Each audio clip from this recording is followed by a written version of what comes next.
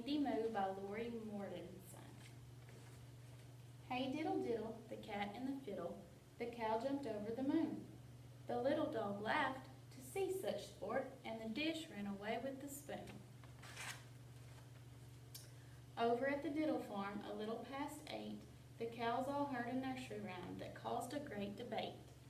Diddle cows stood in the barn and listened to each word about the cow that jumped the moon, amazed at what they heard. Across the moon, cried Buttercup. No way, said Honeybun. The moon's too high and much too far. It simply can't be done. And as the cow scoffed at the thought, a voice rose loud and true. Why can't a cow jump to the moon? That voice was Cindy Moo's.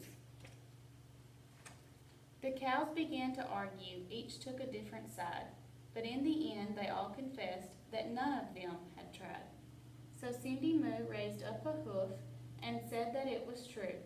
If that cow could jump the moon, by golly, I can too.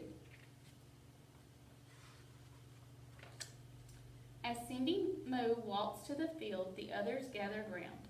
She jumped that moon with room to spare in one grand bobbing bound.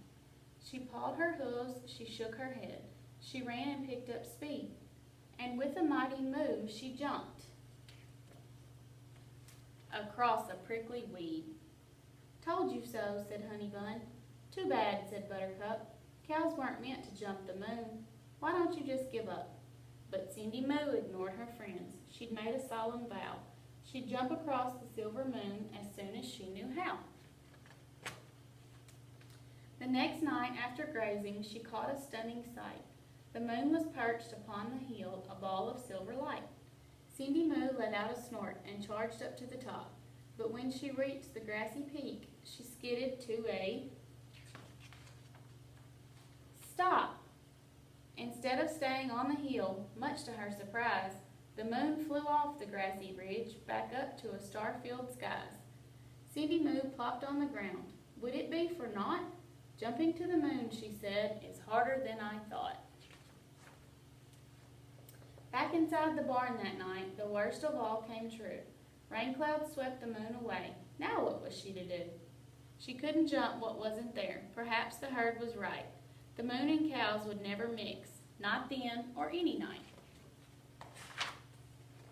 But late that night, when raindrops stopped, she peeked outside and found the moon had slipped down to the earth upon the rain-soaked ground.